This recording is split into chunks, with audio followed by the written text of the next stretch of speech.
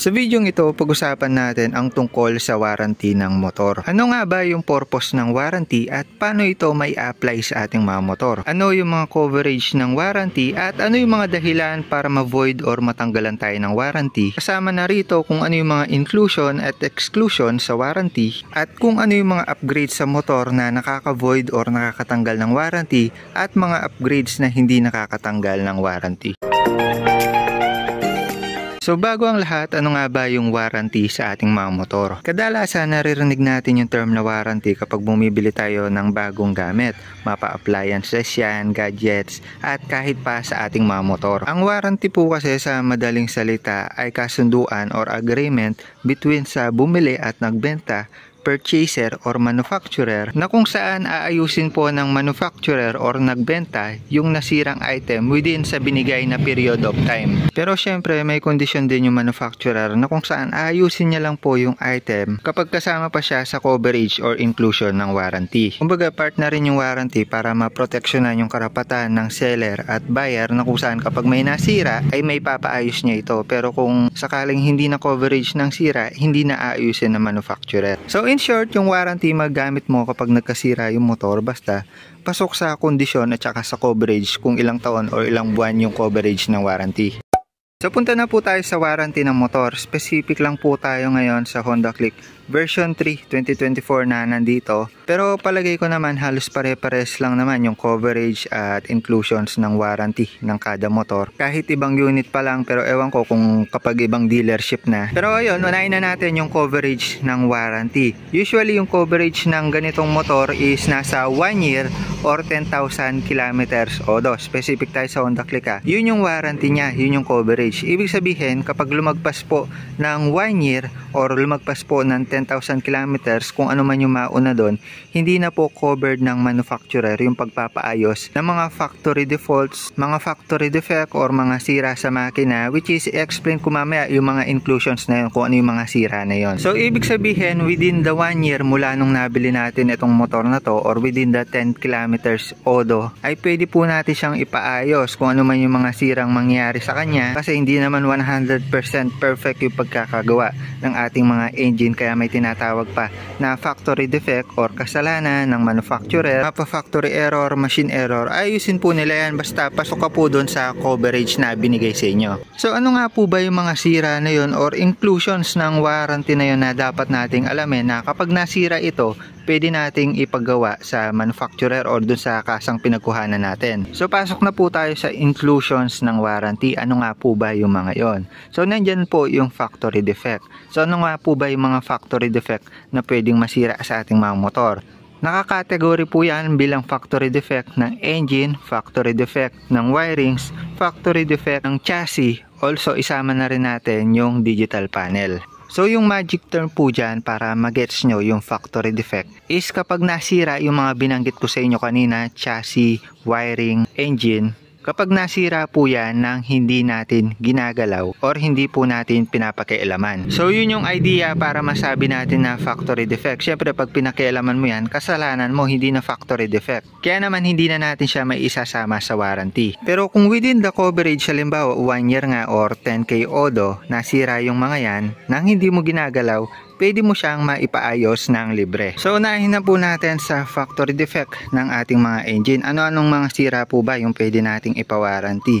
So minsan, mga nakikita kong problema kadalasan sa mga online, sa mga page is kapag humihina yung hatak ng motor, may problema sa pag-andar ng motor, mahirap mag-start or kung minsan ayaw mag-start. Also kapag medyo maingay yung makina natin, basta anything na related about sa engine ng ating mga motor na nandito sa ilalim, ayan, nandiyan sa part na yan, may problema dyan, pwede po natin siyang ipasok sa warranty. Kung makikita nyo po, ito may visualization po tayo sa Click 150 po natin, nakalag yung buong makina natin. Ito po yung pinakamakina natin. Anything po na nagka-problema sa loob na to, sa ating head, sa ating block, sa piston, anything po basta nandyan sa loob na yan at hindi pa natin nabubuksan yan, pwede natin ipasok sa warranty. So kaya po may makita po tayong mga paint na mga markings dito katulad na yan sa mga tornilyo nasa pagitan ng tornilyo at dun sa pinagkakapitan ng tornilyo. Meron din dito, meron din dito. Marami niyan. Makakita po tayo ng mga factory markings para mapatunayan po or para magkaroon po tayo ng idea kung nabuksan na po yung mga parts ng ating mga motor. Especially po sa ating mga engine. So sa mga tornilyuhan po niyan, for sure may mga markings po yan. Dito sa lumang motor, ayan dito may markings dito, ayan kulay puti. Pero yung kadugtong niya is nandito. So hindi na po akma yung tornilyuhan. Ibig sabihin nagalaw na po yung mga tornilyo. So kapag bago yung mga motor nyo, katulad nito, match po yung mga pintura, parang nakadikit po yung pintura sa tornilyuhan at saka sa pinagdudugtungan niya. Hindi ko lang po mabuksan kasi ako pa namang kalikutin itong mga motor na to. Pero yun po yung tatandaan nyo. May signs din po yung mga kasa, mga dealership kung nagalaw po yung motor sa pamamagitan ng mga markings po na yan. At alam din naman po nila kung nagalaw yung motor. Kaya kung sakaling hindi nyo pa nagagalaw yan at nagkaroon ng sira, pasok po yan sa warranty. Pangalawa naman po is yung factory defect ng chassis or chassis ng ating mga motor. Ano nga ba yung chassis or chassis? Pero alam ko pinaka-main term yan is chassis, silent S. Yung chassis sa ating mga motor, meron lahat niyan ng mga motor. Yung chassis, yung pinaka-frame, body frame, kumbaga sa tao, pinaka-skeleton, pinaka-buto ng motor po natin. So dito hindi natin makikita, pero dito kay Scarlett, kitang-kita natin yung chassis ng motor. Yung factory defect ng ating mga motor is kapag within 1 year, kinalawang, medyo naputol, katulad niyan, bakal kasi yung chassis ng ating mga motor.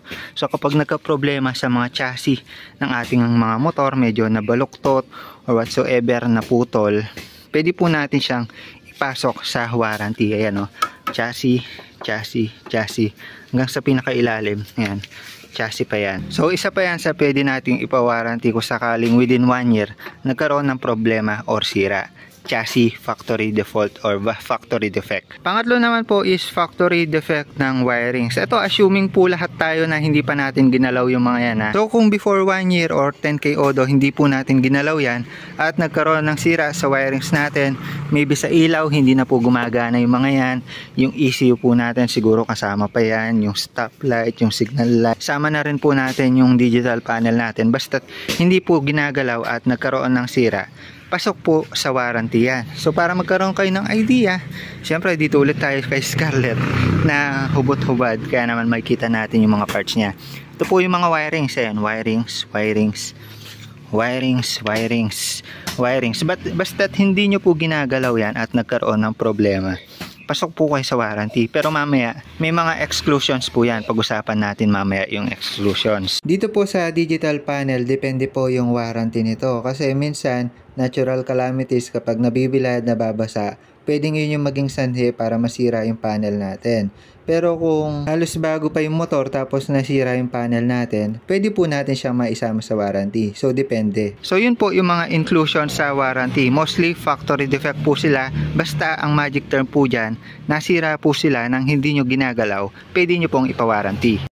So kung meron po tayong inclusion, syempre meron din po tayong exclusion. Kumbaga, kapag nasira itong mga ganitong sitwasyon, nasira yung pyesa natin, hindi po siya sakop ng warranty or hindi po natin siya mapapaayos ng libre sa dealership po natin. Una na po dyan is yung accident or mga man-made na problema na ginawa ng rider mismo. So kapag nasira po yung outer part ng ating mga motor, actually ito kahit masira yan, hindi po talaga sakop ng warranty po yung mga outer part ng ating mga motor, mga fairings. Kahit mag-fade po yan, depende na lang kung bago nyo ilabas sa kasa may nakita po kayong mga cracks, mga sira, mga gasgas, pwede nyo na po agad ipasok sa warranty. Pero kung naiuwi nyo na po yan at doon nyo pa lang po napansin yung mga gasgas, sira sa mga parts ng motor nyo, baka hindi na po masakop. Kaya naman mas okay, check nyo yung mga outer parts ng motor nyo, exterior, mga fairings, para kung sakali man bago ilabas sa kasa, mapalitan po agad yung inyong mga unit. Balikan po natin yung accident or man-made na mga sira sa motor. So kapag na-aksidente mo yung motor mo, natomba mo, nasagi mo, nagasgas mo, or kung anumang man-made na accident yan, hindi po yan sakop ng warranty po natin. Karapatan din po kasi ng manufacturer yon para maprotektahan po yung karapatan nila about sa warranty. So may coverage lang din po yon. Halimbawa about sa chassis, na aksidente tayo, syempre mayuyupi yung chassis, so hindi po siya factory defect defect, kumbaga man-made accident, kung bakit nayupi, natabingi yung ating mga chassis. Halimbawa ito, nabundol tayo dito, minsan may part na natatabingi yung chassis natin dito.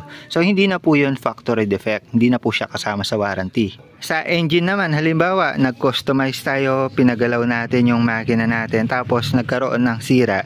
So, hindi na po siya factory defect.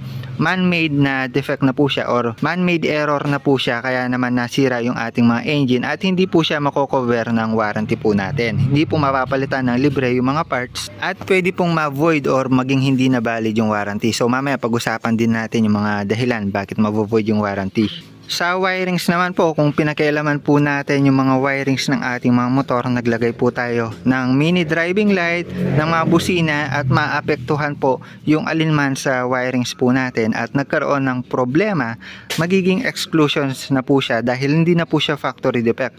Kumbaga magiging kasalanan na po ng may-ari ng motor kung bakit nasira yung specific na problema na yon, halimbawa nga sa wirings. Kasama pa po sa exclusions is kapag ngat-ngat ng daga yung mga wiring natin. Kung di naman natin napakialaman yan, baka pinakialaman ng iba. Halimbawa, daga, nginat-ngat, nasira, nasugatan, sumabit, or kung ano mang nangyari, hindi po siya sakop ng warranty. Hindi rin po sakop ng warranty yung mga consumable parts ng motor natin. So may mga parts po kasi diyan na napupudpod or nauubos. Kumbaga normal wear and tear na nangyayari sa motor natin. Mga ilan sa example ng mga consumable parts ng motor natin is yung gulong. So kapag napudpud po yan, hindi po natin pwedeng ibalik sa kasa at sabihin natin ipapawarranty na papalitan ng bago. So tayo po mismo yung magpapalit niyan dahil nauupod po yan, nauubos po yan, kasama yan sa consumable. About naman po sa battery, isa rin po yan sa consumable parts, pero may part po na pwede po natin siyang maisama sa warranty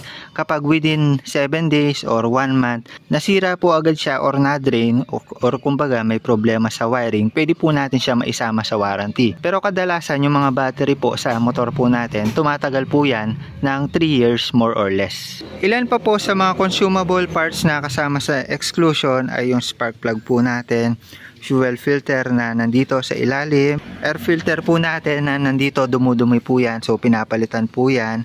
Brake pad po na nandito sa ating mga motor, kasama na po yung rotor disc po natin, also yung braking system dito sa likod, brake shoe po natin dito, napupudpud din po yan, also consumable parts din po yung mga nandito sa loob ng CVT po natin, kasama ng mga roller weights or yung mga flyball po natin, yung belt po natin, also yung mga rubber parts kasama yung rubber link na nandun sa ilalim at iba-iba pa, basta lahat ng rubber parts, mga napupudpod sa ating mga motor, consumable parts po siya at exclusion at hindi po natin maisasama sa warranty. So yung mga consumable parts na binanggit ko sa inyo kanina, kapag pinalitan nyo yon, pinapalit nyo na yon, hindi po mavovoid or matatanggal yung warranty natin. Nandyan pa rin po yung warranty po natin, wag po kayo mag-alala. Kumbaga inayos nyo lang po yung mga problema katulad ng gulong, halimbawa sa parts ng CVT, yung mga naupod, pinalitan nyo, no problem po yon pagdating sa warranty. Normal wear and tear po yon, kumbaga nakoconsume talaga at nauubos yung mga yon.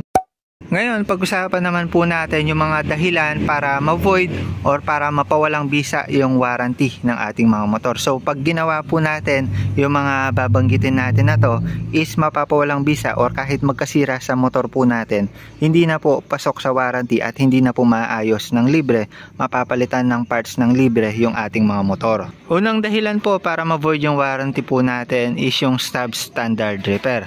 Kadalasan po nangyayari ito kapag nagpagawa po tayo sa ibang mekaniko na labas po sa dealership, labas po sa kasa sa mga motorcycle shop at hindi po nila naayos ng mabuti yung sira na nangyari sa ating mga motor, especially sa may part ng makina, at also kung hindi genuine parts yung ipinalit sa ating mga motor, mavo-void po yung ating mga warranty. Kumbaga hindi na po siya factory defect at kasalanan na po ng gumawa sa ating mga motor kung bakit nagkaroon ng problema sa ating mga engine. Kaya naman po mas okay, halimbawa nagka-problema sa ating mga engine, doon sa dealer natin siya ipagawa kung sakali, para nang sa gayon may record po tayo na doon natin siya ipinagawa at kung anumang problemang mangyari ulit is alam po nila na yung mekaniko doon sa kasa or doon sa dealer yung umayos sa ating mga motor at nang sa gayon may papasok pa rin po natin siya sa warranty. Pangalawang dahilan para ma-void yung warranty is ginawa natin pangarera yung motor natin. Nagpalaki tayo ng block,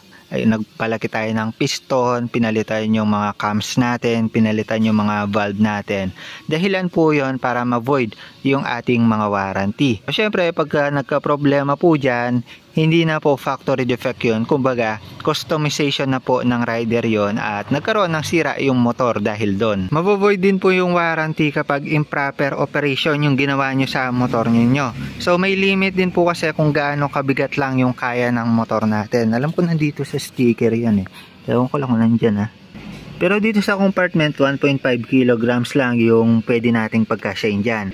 Ayan, nahanap ko dito sa manual, wala rin. Pero ayan, avoid overloading. So kung sakali mang nasira yung inyong mga motor, nasira yung makina na puwersa, dahil sa overloading kayo, kinargahan nyo ng super bigat, mga sako-sako, mga overweight na mga bagay, at nasira yung inyong mga engine, dahilan rin po yon para ma-void yung inyong mga warranty. So hindi aayusin or ire-repair ng dealer yung inyong mga motor ng libre dahil improper nga yung operation ninyo sa inyong mga motor.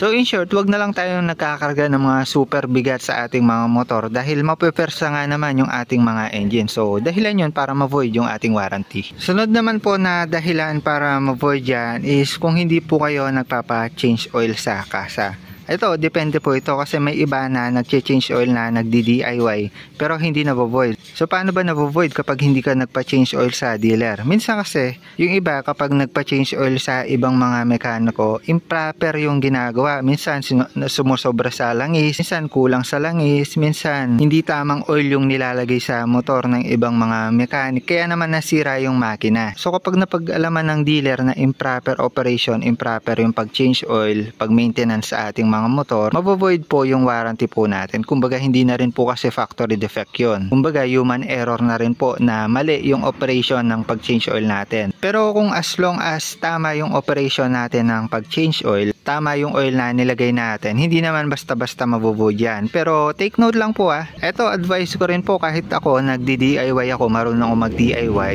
Yung libreng change oil, libreng service, ipapaubaya ko na po yan sa dealer po natin para kung sakali man po mapapacheck pa po natin kung ano yung mga ibang problema sa motor natin kasi yung hinahabol po natin dito yung warranty. Kung ano mang sira meron yung motor na nakita nila, maipapasok po natin siya sa warranty. Ako kahit ako gumagawa, syempre hindi perfecto yung motor kahit alam kong gawin yan. Mas okay pa rin na may warranty yung motor natin para may assurance po tayo na pwede siyang maayos kung sakali mang may factory defect. So yun po yung tatandaan nyo about doon. About naman po sa oil na gagamitin, nabanggit ko kasi kanina genuine parts lang po dapat, di ba? Sa pagdating sa oil, pwede po yung ibang brand na oil, hindi lang po yung Honda oil yung pwede sa motor natin. Basta pasok sa classification or tamang lapot ng oil which is dito 10W30. So halimbawa gagamitin nyo yung free service ng pagpapa-change oil nyo, bili po kayo ng akma or tama para sa motor po natin. Actually nasa ilalim naman po ng compartment yan Ayan nandito sa may compartment 10W30 MB engine oil. So pag punta kayo sa kasa, papa-free service kayo ng change oil. Ganong oil yung bilhin nyo. Pwedeng ibang brand kahit hindi Honda oil. At kung magdi-DIY naman po kayo, dapat proper operation po yung gawin nyo para walang maging problema at pasok pa rin po sa warranty. Pero yun nga, take note kung yung free service nyo gamitin nyo para kung sakali, maipapacheck nyo time by time yung inyong mga motor para kung anumang problema, sila po yung mag-aayos niyan, hindi po tayo. Kasi nga, habol natin yung warranty. Pero kung sakaling DIY yung gagawin natin, yung conditions po dyan, dapat genuine parts po yung gagamitin natin or ipapalit na pyesa. Bawa na lang sa CVT, yung belt po natin, pinalit po natin is pang Aerox, pang NMAX, or ibang brand, or hindi ka size. So magkakaproblema po talaga sa makina at hindi po siya maipapasok sa warranty. Dahil nga po, hindi factory defect, kumbaga man-made error yung nangyari kaya nasira yung ating mga makina. Ihabol ko po sa exclusions ng motor na kalimutan kong banggitin kanina. Ito hindi kasama sa warranty pag nangyari to. Kapag natural disaster, kapag binaha yung ating mga motor na lindol, na tomba, kung ano mga natural disaster yan, na alam nyo kahit mapa-tsunami pa yan, hindi po kasama sa warranty yon. Pero karaniwang natural disaster po na nangyari dyan is baha po, di ba? Also, kahit sunog, kapag nasunugan yung bahay natin kasamang nasunog yung motor, hindi rin po kasama sa warranty yan. Hindi po papalitan yung ating mga motor. So, tapos na po tayo sa inclusion, tapos na po tayo sa exclusion, tapos na rin po tayo sa mga dahilan para ma-void or mapawalang bisa yung warranty natin. Punta naman po tayo sa mga upgrades sa ating mga motor na hindi nakaka-void ng warranty at kung ano yung mga upgrades naman na nakaka-void ng ating mga warranty. Dito kasi maraming mga query kung kapag naglagay ba ng ganito, mabo-void, kapag nagpalit ba ng ganito, nag-upgrade ng ganito, whatsoever. So about dito, nanood ako ng maraming video, nag-research ako, nagtanong ako sa mga kilala ko at nilista ko po sila. So isa-isahin natin muna yung upgrades na hindi nakaka-void ng ating mga warranty. Siyempre tayo as a rider gusto natin mapaganda, mapaporma yung ating mga motor, good looking, pero hindi masasacrifice or ayaw nating mawala yung warranty. So ilan sa mga upgrades na to na hindi nakaka-void, una yung exterior improvement, especially sa fairings ng ating mga motor. Iba nagtatanong, kapag daw tinanggal ba yung sticker, mabovoid ba yung warranty?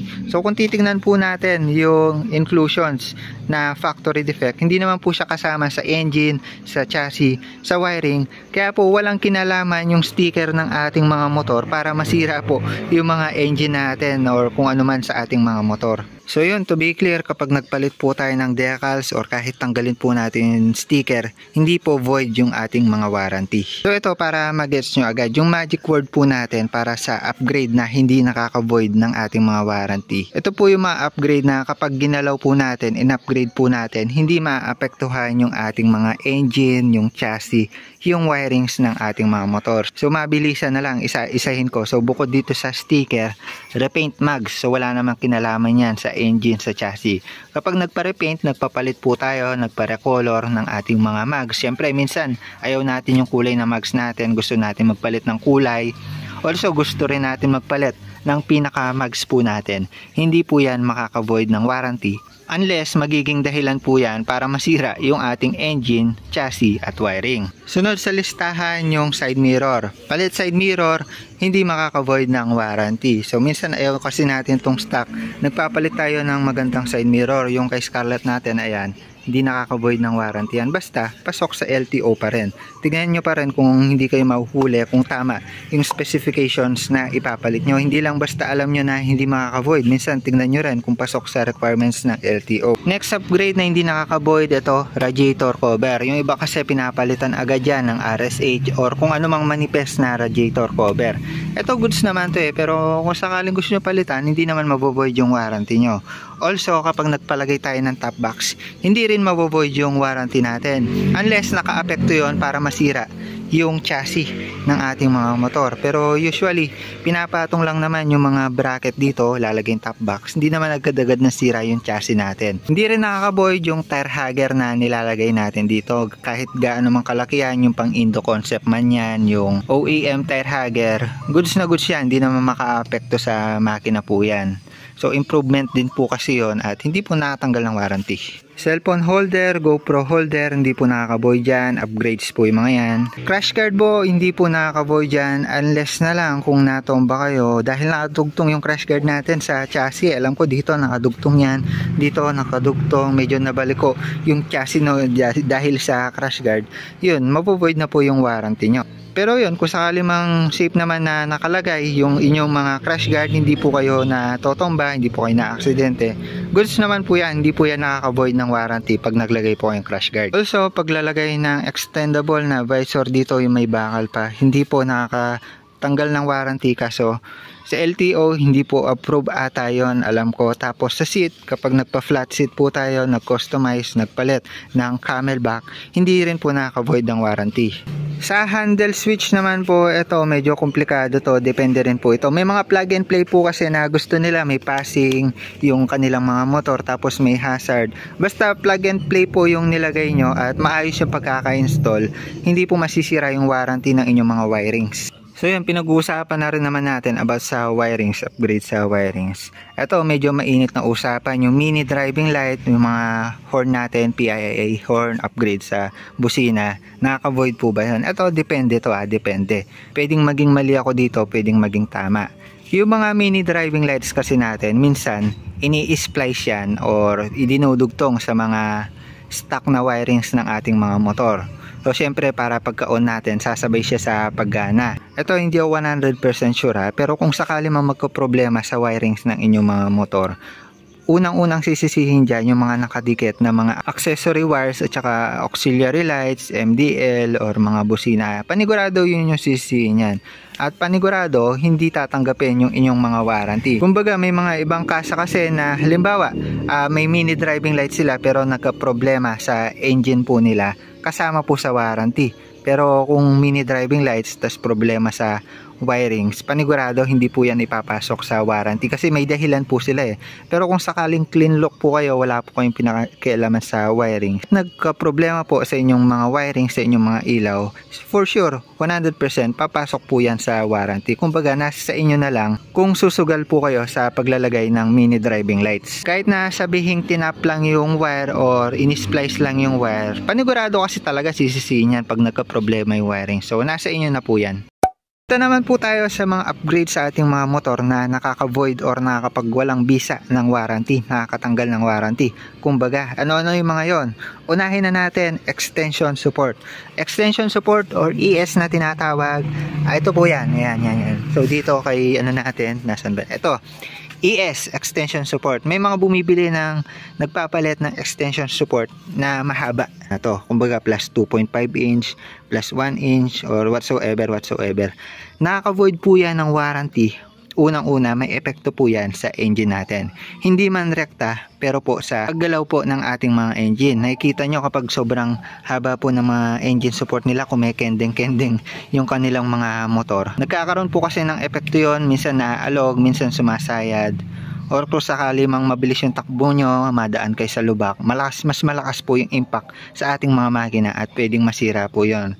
So kung sakali mang nagkasira yung inyong mga engine at nag-upgrade po tayo ng extension support, panigurado mavovoid po yan. Pero again, kung mas matimbang sa inyo yung forma, gusto nyo naman pumorma para sa ikagaganda ng motor nyo, hindi naman bawal magpalit niya. Nasa inyo naman kung iti-take nyo yung consequence. Pangalawang upgrade na nakaka-void ng warranty ay CVT upgrades. Yung simpleng pagpapalit lang ng mga bola, pagpapalit ng timbang ng bola, goods yun.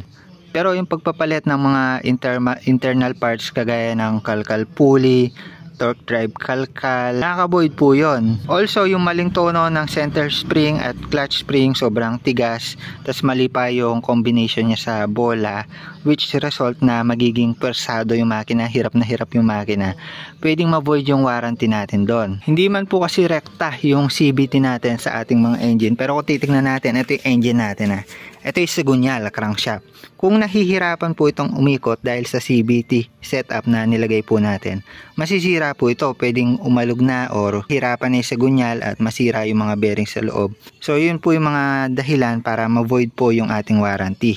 CVT upgrade. So hanggat maaari, stay stock lang. Kung may nasira man, kagaya nga nasabi ko kanina, kailangan genuine parts lang yung ipapalit natin. Nakaka-void din po ng warranty kapag nagpalit tayo ng air filter natin. Ginawa natin siyang ram air or mushroom type na air filter. Syempre may epekto rin po yon sa hangin na papasok sa ating mga makina, kaya pwedeng maka-void yun ng warranty. Stock na lang po tayo. Kapag marumi ng air filter, palitan lang natin ng genuine parts para goods pa rin yung warranty. Next upgrade na nakaka-void kapag nagpalit tayo ng pipe or ng exhaust, lalo na kung hindi niya ka-size yung diameter ng butas sa ating mga makina. So may mga pipe kasi na nakakasira ng ating mga motor, lalong lalo na sa ating mga engine.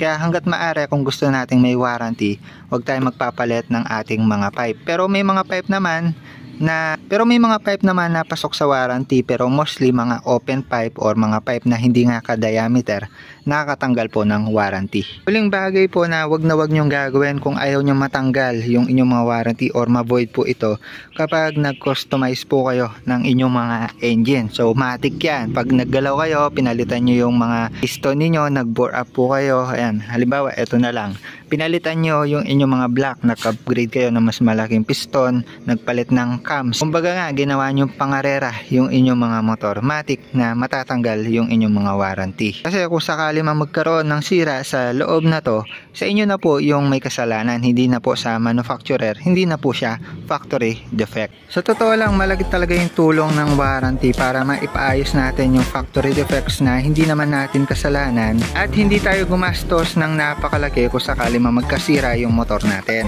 Ang pinaka-perks lang naman kasi ng warranty is kung sakali magkasira yung motor, libre natin siya yung maipagagawa. Pero kung sakali na-void yung warranty natin or natapos natin yung warranty, yung coverage ng warranty, may bayad na yung pagpapaayos natin ng ating mga motor. Minsan kasi may mga upgrades tayong napipigilan natin gawin dahil inaalala natin yung warranty. Pero tandaan nyo lang na yung warranty para lang yan sa factory defects ng ating mga motor. Yun lang naman po yung thoughts natin about sa warranty ng motor. Sana nalinawan kayo. At tandaan nyo na yung warranty kailangan natin para ma-assure na magandang unit yung naibigay sa atin at walang sira. The more click, the more you know, usapang warranty sa ating mga motor. Bye-bye!